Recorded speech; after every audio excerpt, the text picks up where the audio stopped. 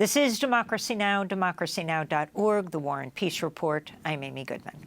Amidst growing international condemnation of Israel's month-long assault on Gaza, U.S. Secretary of State Antony Blinken is back in Israel today to meet with Israeli officials, where he continued to emphasize Israel's right to defend itself following the October 7th Hamas attack. Meanwhile, the White House continues to dismiss calls for a full ceasefire, saying instead any pauses in fighting should be temporary and localized. This comes as the independent news outlet in these times reports the White House has requested an unprecedented loophole in arms spending to allow it to, quote, be able to conduct arms deals with Israel in complete secrecy without oversight from Congress or the public, unquote. Even as experts say, Israel's been using U.S.-supplied weapons to commit war crimes, unquote. Meanwhile, a new HuffPost report cites 5 current and 1 recently deported State Department official who say their, quote, expertise and standard decision-making processes are being treated as largely irrelevant to President Joe Biden's strategy on the war, which prioritizes support for Israel, unquote. One official described, quote, particular concern about the town hall for the department's branch on human rights. Managers who described the branch as state's conscience indicated they aren't sure if they're getting through to more senior officials. For more, we're joined by Josh Paul, the State Department official who resigned last month in protest of Biden's push to increase arms sales to Israel amidst its siege on Gaza, calling it short-sighted, destructive, and contradictory. In his resignation letter that went viral, Josh Paul wrote, quote, we cannot be both against occupation and for it. We cannot be both for freedom and against it. And we cannot be for a better world while contributing to one that is materially worse. I believe to the core of my soul that the response Israel is taking, and with it the American support both for that response and for the status quo of the occupation, will only lead to more and deeper suffering for both the Israeli and the Palestinian people, and is not in the long-term interest. And it is not in the long-term American interest, unquote. Josh Paul is former director of Congressional and Public Affairs for the Bureau of Political Military Affairs in the State Department, which oversees arms transfers to Israel and other foreign nations. Welcome to Democracy Now!, Josh Paul. Thank you very much for having me. I'm glad to join you. Can you elaborate on why you decided to resign? You're a veteran State Department official. Why you said no? Yes, thank you. I decided to resign for 3 reasons. The first and most pressing of which is the very, I believe, uncontroversial fact that US-provided arms should not be used to massacre civilians, should not be used to result in massive civilian casualties. And that is what we are seeing in Gaza, and what we were seeing, very soon after the October 7th horrific attack by Hamas. I do not believe US-provided arms should be used to kill civilians. It is that simple.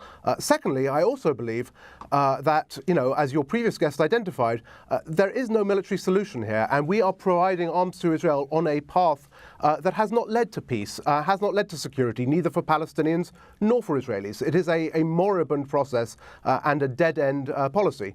And yet, when I tried to raise both of these concerns with State Department leadership, there was no appetite for discussion, no opportunity to, look at any of the potential arms sales and raise concerns about them, simply a directive to move forward as quickly as possible. And so I felt I had to resign. So talk more about that. Talk more about what kind of dialogue goes on at the State Department. And if you, for example, have met with Tony Blinken, the Secretary of State, not to mention President Biden, to voice your concerns. And what about other veteran State Department officials? So typically there is a very robust policy process in the State Department for arms transfers, and there are a lot of those, right? So we're talking about 20,000 arms sale cases a year that the State Department processes, which could be anything from bullets to radios to fighter jets. And for each of those, there is a lengthy process sometimes that looks at, what are the pros and cons of the sale, what are its human rights implications. That has not happened in this context for Israel. And as I say, when I raised those concerns against the existing laws, against the existing policies, there was no appetite for that discussion. I have not personally spoken to Secretary Blinken about this, nor certainly to President Biden. But I know that in the time since I left, there has been increasing discussion within the State Department, but has not led to any change of policies. In fact, as you heard earlier on your show, Vice President Harris was just saying yesterday that we will not place any conditions whatsoever on our arms to Israel. And that is unlike any arms transfer decision I've ever been a part of. There's always discussion about should we condition this to address human rights issues. So who's leading this, Josh Paul? Who is preventing this? Who is suppressing all of this discussion within the State Department? I honestly think in some ways it is coming from the very top of the US government and from the Biden White House. There are many in the State Department and across government who have reached out to me in recent weeks since I left to express their support, but also to say how difficult and how horrific they are finding US policy, and yet are being told when they try to raise these concerns, look, you can get emotional support. If you're finding this difficult, we'll find you something else to work on, but don't question the policy because it's coming from the top. The HuffPost has this new piece that reports a task force on preventing atrocities did not meet until 2 weeks into the war, and officials say department leaders are telling them their expertise won't affect policy. Explain what goes on. So whenever there is a crisis, as there is right now in Israel and Gaza, the department sets up a task force or multiple task forces that are uniquely shaped to address that crisis. So, for example, in the context of an earthquake, they might bring in experts on, refugee issues, on weather issues, on disease issues, that sort of, broad swath of people. In the context of Gaza, they have set up a task force to look at this problem, but according to the report you cite, it does not include the Bureau of Population, Refugees and Migration, who are responsible for, US support to refugee issues. So it is either a stunning oversight or it is an intentional disregard for the humanity of Palestinian civilians in Gaza. At a meeting on October 26, a State Department source told you they recalled a top official advising staff to shift their focus away from Israel-Palestine and seek to make a difference in other parts of the world? So I don't believe that was a conversation that I had with someone, but that is in the same report in the Huffington Post that you cite, yes. So they're directing them not even to make comments on this, just stop talking about Israel-Palestine. Yes, that's right. And I think, that reflects a tension or a censorship, right, that we are seeing not only in the US government. I think what's interesting here is that there is this censorship that has existed and expanded, to colleges and universities, where you talked about the doxing. I've also heard from many people across the American private sector, both from the Arab American community, but also more broadly from all sorts of diverse communities, who've said, we are afraid to speak up on this because we are in fear of our jobs. It's the same climate in government, and that is just not American. So I wanted to ask you about this in these Times report, that the White House has requested an unprecedented loophole in arms spending to allow it to be able to conduct arms deals with Israel in complete secrecy without oversight from Congress or the public.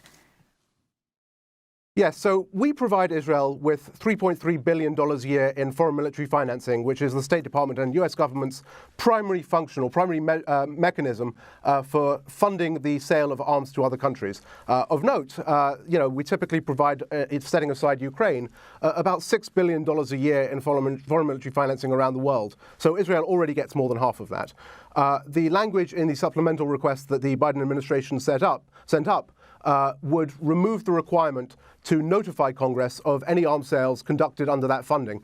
Typically, there is a process where for any major defense sale, Congress is notified of it. And there's actually a process prior to the formal notification where Congress gets to ask questions, poke, prod, delay. and then, if it wishes to oppose a sale, can raise a joint resolution of disapproval on the floor. What this proposal would do is essentially destroy all of that, remove that congressional oversight, remove that congressional ability to object. It is unprecedented. I've never seen anything like it, and I cannot imagine that the committees of jurisdiction are viewing it very favorably, because it is just, such a damaging approach that also sets horrible precedent for other countries with whom, future administrations may decide they don't want Congress to be involved.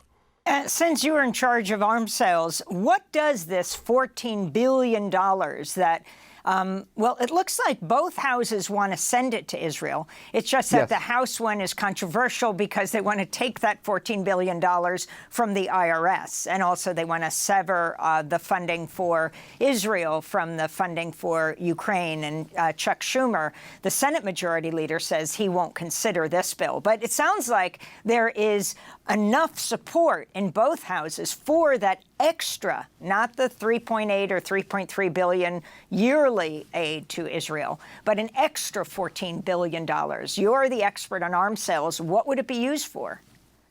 Yeah, and let me just say, I think there is, almost or near unanimous congressional support for this further military assistance to Israel. And I think what's fascinating about that is also there's a massive disconnect between where Congress is on these issues and where, I think, if you look at the polling, the American public are. And I think the current crisis is really crystallizing that difference. I don't think it will make any difference in terms of the passage of this package, but it may do down the line. With regards to this package specifically, it includes $3.5 billion in foreign military financing. Israel can draw on that to purchase essentially what it wants. And what's unusual about this as well, in addition to the removal of the notification, is that Israel would be entitled, under the proposal sent to Congress, to spend all of this money within its own defense industry. Israel is, of course, a top 10 exporter of arms around the world, often competing with the United States. And the idea that we will be providing funding to subsidize that competition is really unimaginable. But on top of that, the package also provides further funding from the Defense Department side for air and missile defense for Israel, for Iron Dome. And let me be clear, my concern here is on lethal assistance to Israel. When it comes to protecting civilians from rocket attacks, I believe that they should be. I don't believe anyone should have to live in fear of their homes, from rockets raining down on them. Although I believe that's the case whether they are in Israel under Iron Dome, or whether they are in Gaza, for example. And of course, we never asked that question. The funding finally would also include research and development funding for equipment such as there is a experimental laser project called Iron Beam, which the US and Israel are working together on, air and missile defense system. If this is an emergency request, why are we looking at research and development for projects that have not even materialized yet? That doesn't sound like an emergency to me. So as with the arms transfers I saw when I was departing from the department, I think there is just a rush to push everything they can while they feel there is a window of political opportunity here where there will be no significant opposition. What kind of response was there to your resignation? To my resignation, I would say there has been an overwhelming response that I've heard from from colleagues inside not only the State Department, but across the US government, actually, on the Hill, in the Defense Department, in the uniformed military services, including in combatant commands around the world. People have reached out to me to say, we fully agree with you. Obviously everyone has their own personal circumstances. I think if we had universal healthcare, it would make it a bit easier for people to stand up on principle. I myself am, trying to figure out what I do next on healthcare. But the point is that so many people have reached out to say, we hear you, we agree with you. And I think, one of the things I found is that a lot of people can be in individual offices and say, I can't speak up because I will lose my job, I will put my career in jeopardy, and there's no one else here I can talk to. And yet I'm hearing from someone else just a few desks over who is saying the same thing. So I think there really is a communications crisis, a transparency crisis within the US government, and a policy crisis, because when you can't talk about foreign policy, when you can't debate, when you can't criticize, you don't end up with good policy. Josh Paul, why was this the last straw for you? I mean, for example, if you were in charge of weapons sales, presumably you were dealing with Saudi Arabia, notoriously authoritarian. U.S. agencies concluded, even in just one case, the murder of Jamal Khashoggi, that the Crown Prince, Mohammed bin Salman, was responsible for this. You oversaw arms sales to them, presumably. Why Israel? So let me just be clear. I was one of multiple people involved in the arms sales process. Arms sales themselves are a presidential authority that is delegated to the Secretary of State, and then through the Secretary of State to the Undersecretary, who is actually responsible for approving them for the most part. But you're right. And as I said in my resignation letter, in my time in the department, I dealt with many, morally challenging, controversial arms sales. I think what made the difference for me here is that for all of those previous instances, even under the Trump administration, mind you, there was always room for discussion and debate and the ability to mitigate some of the worst possible outcomes, to delay sales until crises had passed so that they weren't contributing immediately into a humanitarian crisis, to work with Congress and be confident that once the policy debate had ended in State Department, there would be a congressional piece to it too. And Congress genuinely has stood up in the past repeatedly on matters of human rights and arms sales. What was different here was that there was none of that. There was no debate, there was no space for debate, and there was also no congressional appetite or willingness to have debate. There's going to be a major march in Washington tomorrow. 350 people are arrested in Philly. We're going to play some clips of a major protest in Boston that happened last night. How much does grassroots protests like this, the thousands of people are protesting around the country, the shutdown of Grand Central by Jewish groups just last Friday night, have on the State Department, on the White House? So I don't think it has much impact on the State Department, and that's okay because I think policy processes are meant to happen within a policy framework. Again, the problem is they're not happening. I think it does have an impact on the White House. I think we've seen a significant change in tone in the last few weeks, not because there is a sudden deep care, frankly, for Palestinian civilian casualties on their own merits, but because there is a sense that there is a political crisis here developing for the Biden administration, that many people are saying, we're just going to sit out the next election. We have lost faith in this White House, in this administration. So I think that does have an impact. And let me also say, I have found it incredibly moving as well to watch these protests. I was up on the Hill for meetings, this week and last week, and came across in one office a sit-in that was happening where there was a group of Jewish students singing peace songs and holding up signs that said, "Save Gaza." I found that incredibly moving. And I think it also tells Congress and it tells this administration that they are not in line with much of American public opinion. I think it's a much needed message.